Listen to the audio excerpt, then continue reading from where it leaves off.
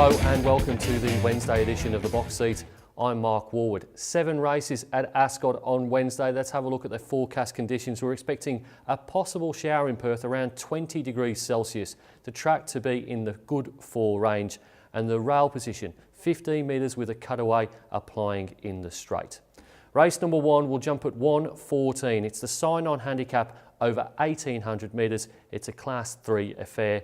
We're going to look at Racy Ava in replay from 3 starts ago, winning at Ascot. Big Shot Paddy battling away with Snitzer Tune. Further back, the Real Zeal. Fair Scenari reaches the lead again. Here comes Racy Ava though. It's Fair Scenari at the 150. Racy Ava draws level. Hits the front soon after. Big Shot Paddy continues to run on, but it's Racy Ava pulling away. Racy Ava drew clear to win it by over 2 lengths. Big Shot Paddy. What we saw in replay was Racy Ava winning over Wednesday's course and distance 3 starts ago. Then she was pretty brave against older horses, and then she was 8th in the WA Oaks. Big drop in class here.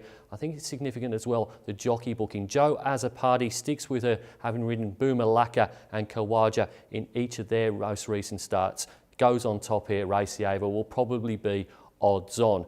Dangers, number 4, Kawaja. She's another course and distance winner, striking a weaker race than the ones in which she's competed recently. 3rd up on Wednesday. She didn't trial before returning, so she's probably open to a little more improvement than we've seen thus far. 1,400 metres to 1,600 metres and now to 1,800 metres. Number 6, Prue, is 7th up in her first preparation for Danny Morton. She led the WA Oaks but did compound late on in that race to only beat one home, was beaten 18 lengths. Back in trip is definitely a plus here. Did win over 2,100 metres before going to the Oaks. And number 3, St Eligius, probably the query runner here. Up in class, up in distance. None of his siblings have won beyond 1,200 metres. He did win over 1,410 last start. He is the blowout chance here. On top selection in race number 1, go with number 5, Racy Ava, to beat 4, Kawaja, 6, Prue and 3, St Eligius. Race number 2 at Ascot on Wednesday will jump at 1:54. It is the Yellow Glen Plate over 1,000 metres. It's for 2-year-olds without a Metro win. The replay horse going to look at the unlucky run of Cryptic Love, finishing 8th at Ascot on the 18th of April.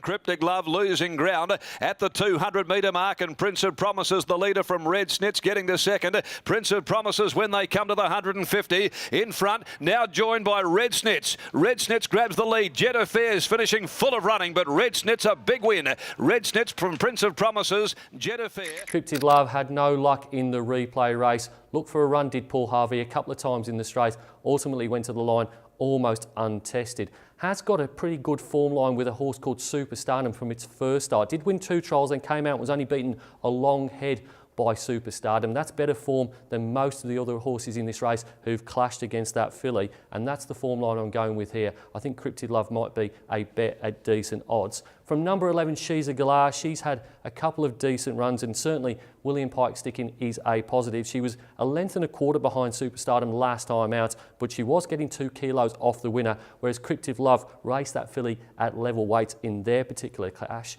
Number 8, Jet Affair. She raced ungenerously last time out when 3rd behind Red Snitz in a slowly run 1,200 metre race 2 weeks ago. She's over-raced in both of her runs this preparation. If she can settle, she'd certainly be a chance here. And then the debutant, number 10, Point Taken. She debuts for the Jim Taylor team. Really good at placing their horses and looked pretty good in her trial against She's a Galar. I wouldn't think there's too much to choose between those 2 horses.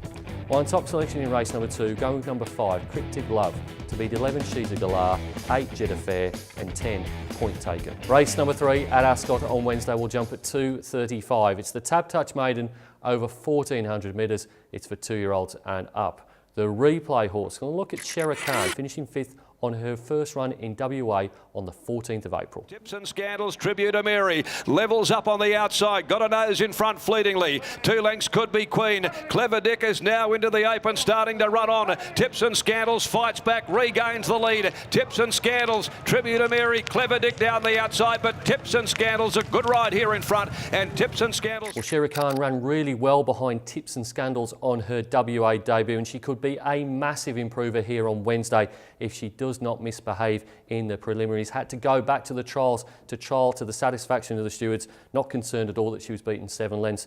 Jared Noske, who rode her in the trial, didn't move a muscle. She was placed on each of her 4 starts in South Australia for Richard Jolly in her first preparation.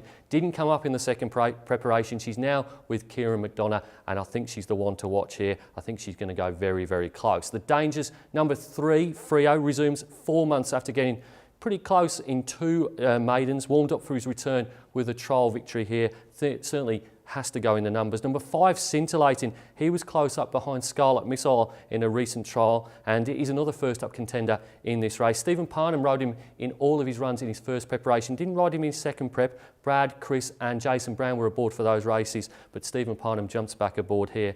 And number 2, Orbit the Sun. He's had 2 trials leading into his first competitive run since this time last year. And he has got pretty decent numbers here at Ascot Racecourse. On top selection in race number 3, going with number 10, Shera Khan, to beat 3, Frio, 5, Scintillating and 2, Orbit the Sun. Race number 4 at Ascot on Wednesday will jump at 3:10. It's the Peacock Brothers Handicap over 1,500 metres. It's for horses without a Metro win in the last 12 months.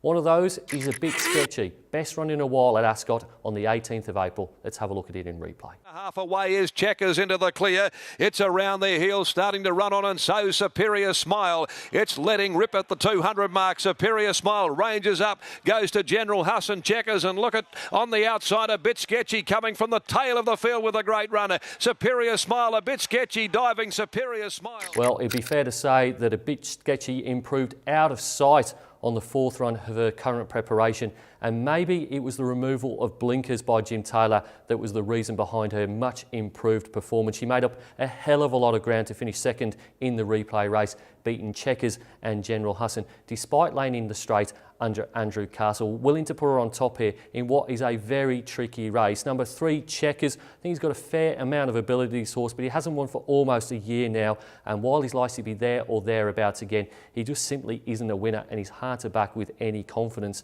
Speaking of lack of confidence, you'd have to say the same about number 1, General Hassan. He's disappointed his backers in both of his runs back since throat surgery. Clearly he's in the mix here. He could come out and blow them all away, but he's going to be probably short odds, probably the favourite here, and probably has to go in the numbers but not on top. And then number 6, Vermont Lady. She was wide throughout over 1,600 metres a fortnight ago. Chris Parnham replaces William Pike for Wednesday's race over 1,400 metres. The concern is she hasn't really put up a decent speed rating, but I do acknowledge she was hard done by in that race last start. She was posted all of the way.